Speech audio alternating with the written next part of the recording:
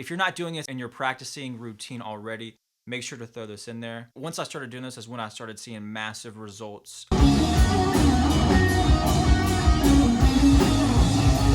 What it is simply to record yourself playing and watch it back and make quality criticisms and make adjustments to your playing off that. So today we're gonna be checking out a clip. It's from a solo I did a few nights ago at a gig with the Sean Lackey band, and it's over a song called Use Me, which is pretty simple chord progression, just 2 chords. It's an E, I think kind of an E minor to an A major kind of sound. It's very short, like a 30-second, 40-second little clip here. My wife didn't get the whole solo, but it's fine. We're gonna look at just this little part here. For me right now, I'm looking at what I call placement, which is really meaning the particular notes over the different chords that are happening. I wanna make sure that I'm playing over the chord transitions properly, and that I'm not just kind of mixing things up and throwing things off time. Maybe some licks are a little too much, and so I'll kind of make some adjustments with that. But a good starting point, also, do this every time before you practice, is to get a nice cup of coffee going. Always helps out there.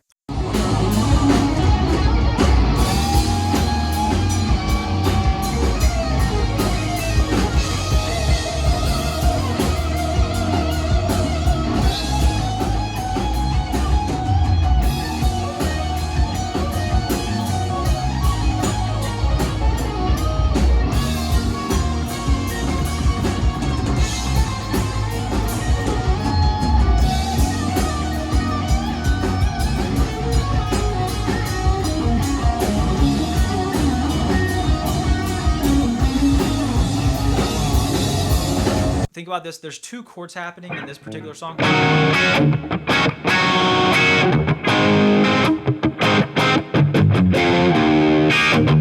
Over and over again, like an E minor to an A major type deal. So my goal was there to have that run on the A chord and end it perfectly when it goes back to the E chord. It's like, so like when it goes to that E chord transition there, that's where I want to be on the next phrase. Listen.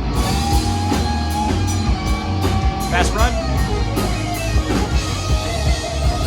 I was about 2 beats early actually. So what I should have done is continued that, whatever I was doing. I should have figured out something. Or either that or waited a little longer to come into that run. I was a little early and it kind of messed up the timing of that. It could have been a little cleaner because I was about 2 beats early. Now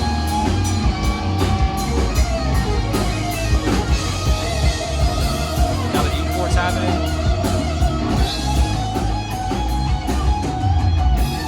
I think I did this really well. I think I intended to do it this way. That's why it's all improv here. But I kind of timed this well, I think. From there.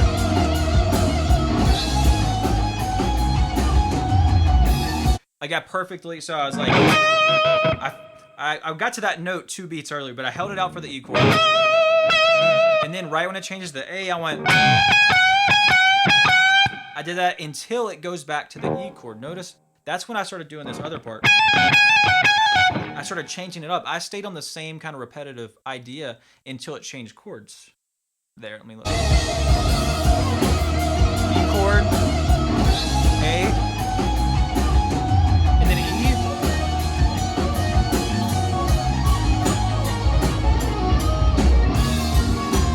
Now that run was almost perfect timing wise. I on the A chord I was here. And then when it went to the E, I did something like,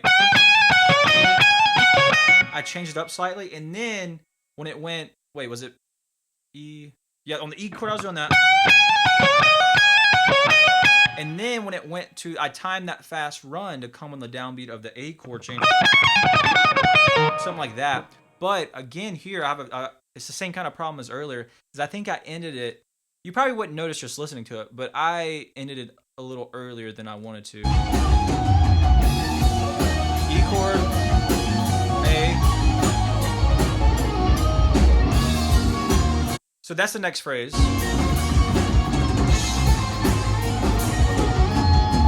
right, let's go back a little bit. So I did that fast run and I ended like, I went like.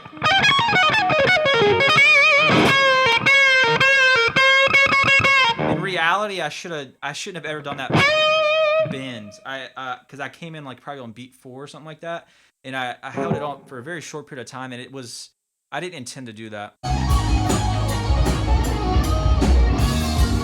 I should have continued that run a little longer.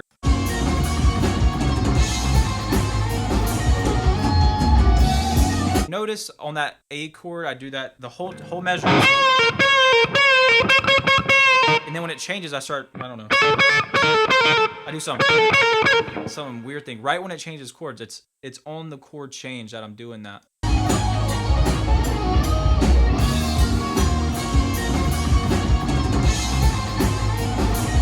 Oh, actually, okay, so that was on the E chord. Sorry, I was off.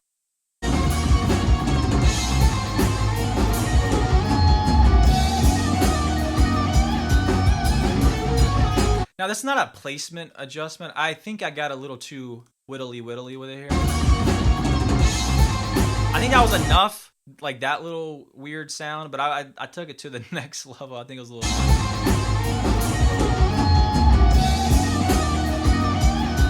that was a little much.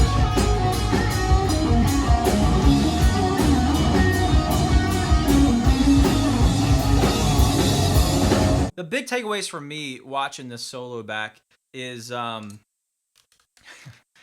get too whittly. Because this is kind of a weird sound there, and then I too quickly went to an even weirder sound, or like at least equivalently kind of odd sounding, and I think it was too much too soon. Kind of doing that, but the biggest thing I kind of can take away from this solo, I have a habit 2 times in a row there of doing a fast run and then ending it early, which to me is when you do a fast run, it's really, really cool. It's flashy, but it needs to end at the right time. And I'm ending at a weak time in the measure there in the song. So I gotta be more of a like kind of aware of how to figure out how to get in and out of the next phrase better.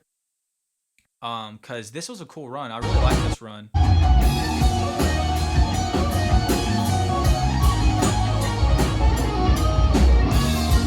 Right, and it works. That ending is fine, but I think I should have extended the run a hair longer and then flowed right into that, right into this little thing. It would have been a little cooler, I think, at least to my ears. So that's the kind of big takeaway. So basically, the point of this video is you need to video yourself. I would recommend just little 30-second clips, 1-minute long clips, and kind of have an objective of what you're working on, right? If you're working on fast alternate picking runs, try to throw that in there for a minute over a backing track or just you noodling and watch back. Don't be a lot of people watch back and they're like really, really like oh my gosh, this is awful, this is horrible, everything sounds awful. That's not the point of this. That's if you're doing that, please stop doing that. This is about sitting down and just kind of having one thing in mind. Like for me was just placement of phrases, or fast runs into phrases and stuff like that, and I want to make adjustments to what I'm doing, and I see a problem, I see a repetitive little issue of I do a fast run into a phrase and I tend to end the fast run a little early, which I think is kind of leaving a little it could sound better hitting it on the right time, so it's leaving a little of the quality out. So whatever you're working on, if it is technique, if it's alternate picking, if it's legato, if it's your actual overall phrasing, if it's your timing, whatever it is, take little clips every day and watch back. Either you're playing live or at home over a backing track. Do that in don't be overcritical and all that. But if you see like a theme like I'm seeing, make a mental note of that. And so tomorrow, in the next weeks or so, as you're jamming to a backing track or a song, you'll start to see it and you're like, oh, I keep doing that. I keep seeing myself do that. Let me make an adjustment. This little fine tuning of your playing is going to help out greatly.